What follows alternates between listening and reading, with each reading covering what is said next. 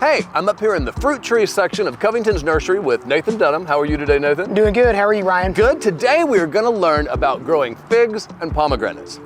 Oh, in Texas. You need to add in Texas. I think that's important because, Nathan, I'm not going to lie. When I first found out we were doing this video, I was surprised because I did not know that figs and pomegranates grow in Texas. Are we doing them in pots? No, figs and pomegranates are great in the ground here in Texas. They're actually some of the easiest fruiting plants you can grow. Seriously? So Absolutely. I associate them with like the Middle East and the Mediterranean, so it doesn't get too cold here for them. It doesn't. So the one thing you will want to do on especially the pomegranate, if we're going to get much below 15 degrees, it will want to be wrapped in frost fabric at least the first couple years till it establishes. But generally for our normal winter here in Northeast Texas, they'll do wonderfully. Okay, and I know that they do love our hot weather. Absolutely. Okay, so let's jump right in. Talk to me about what the best varieties are for, let's start with pomegranates. So pomegranate is a really easy one because by far the best variety in our area is going to be the Wonderful pomegranate. We really don't even recommend any other varieties. Oh. Wonderful does great. The blooms are awesome, really, really dark orange, very, very showy flowers. Even if you don't like pomegranates, the blooms are beautiful. And then it is a large pomegranate. It's a large fruiting variety that does great in our area. So it's a list of one. A list of one. Wonderful. Yep. Okay, and also, oh, hold on, is it self-pollinating? It is completely self-fertile. You don't need more than one variety, you don't need more than one plant. Okay, well I guess let's move on to the figs. What fig do you recommend we plant in North Texas? So there's actually a ton of different figs. They're all a little bit different and they all do wonderful. Okay. So the first one I'll start with is there's a dwarf variety that's called Miss Figgy. So if you have a smaller space or don't want something quite as tall, Miss Figgy would definitely be the one to go with. What is this? Texas, these are Texas everbearing. Okay. So moving on from Miss Figgy, regular sized fig trees that would be in the 12 to 15 foot range. Texas everbearing is great, Celeste is great, brown turkey is great, mission fig is great. There's a ton of great varieties of figs for our area. Okay, that's good to know. So hold on, Nathan, before we move on from choosing our fig varieties, there's something I have to bring up. I did a lot of research and I learned that there's something about figs and insects where they want to crawl into the eye of the fig. Is this ringing a bell?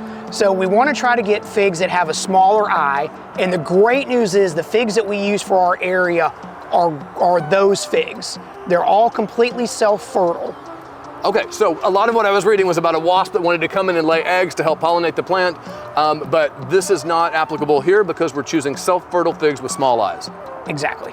Okay, Nathan, so let's say I've selected my fig, I've selected my pomegranate. Also, can I group these together in terms of like how they grow and what I'm doing to prepare for them? Is that? Yes, they both have very, very similar needs. Okay, that is great. So I have selected them. Now, where in my yard do I want to plant them? More sun the better. Okay. They would both really prefer full sun. Full sun. They will both thrive and have fruit in half a day of sun, just not quite as much as they will in full sun. Okay, and my next question is, how do I need to prep the soil? So compost and expanded shale and green sand is what you want to mix in with our native Northeast Texas clay. If you use our Covington soil builder, that'll fix it. You got it covered. Okay, and then finally, what time of year can I plant these?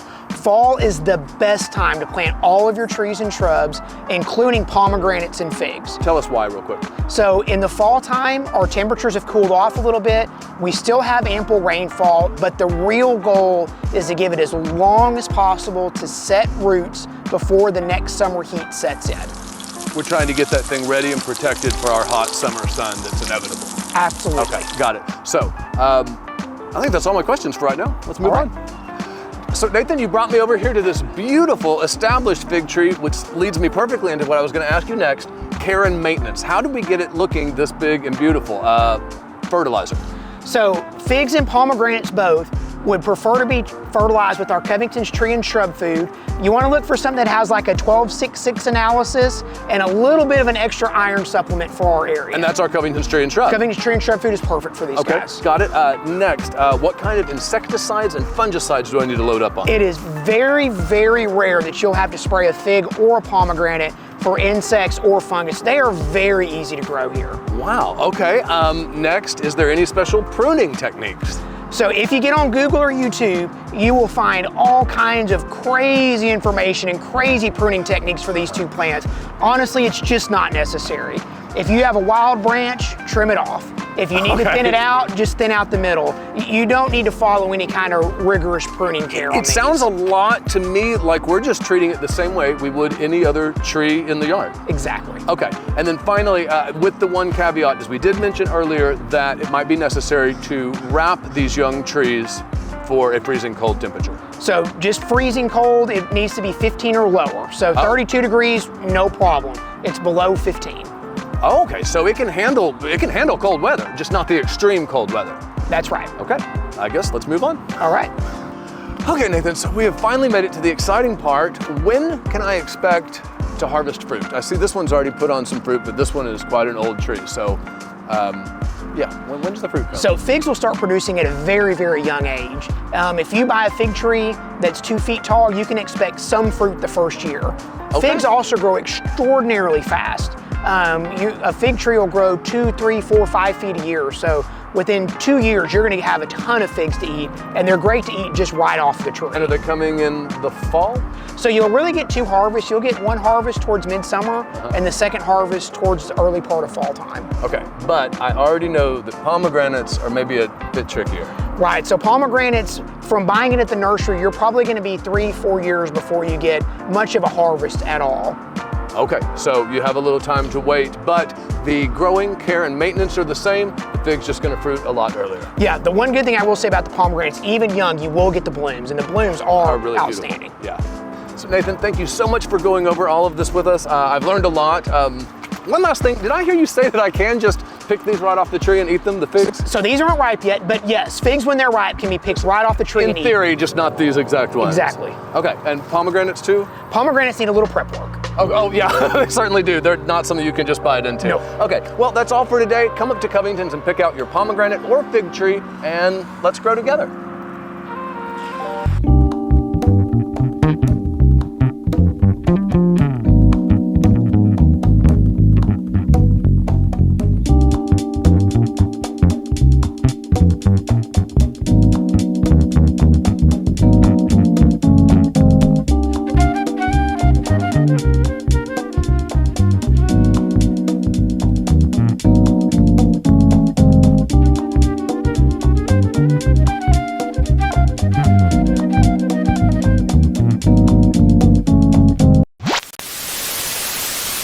All right, Mom, so you know that Seth and I were both just in Copenhagen. Yes. It's Denmark, okay. And this is a story about figs. It's just, it takes just a second to set up. Anyway, there's a part of Copenhagen where in the 1960s, all of these hippies moved to a derelict part of town and just set up shop. And they decided, they just kind of declared rather that drugs were gonna be legal in their little part of town, like all their hippie drugs.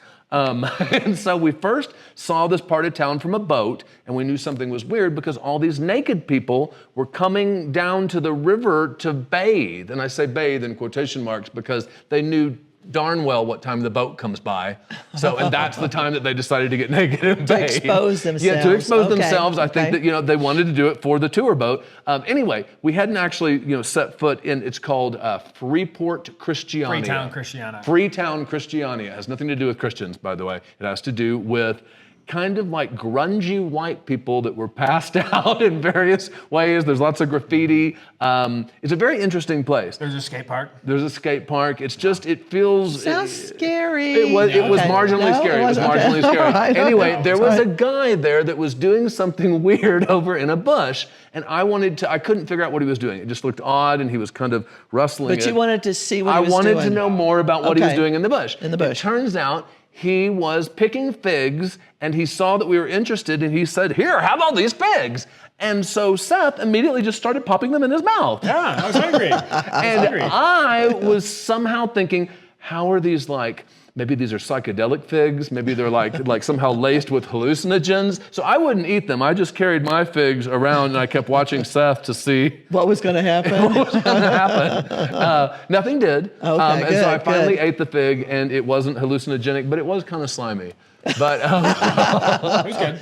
you thought it was good? This is the fig story. It's my only fig story, and it happened just last week, and it's the only time I've ever eaten a fig right off the tree was when this weird man in this... This would be a naked people story for me. I mean, man. No, he okay. wasn't naked. No, he wasn't naked picking figs. Oh, okay. No, if he was, we could have gotten one of the fig leaves and just went, boop, we know how to solve you. Okay.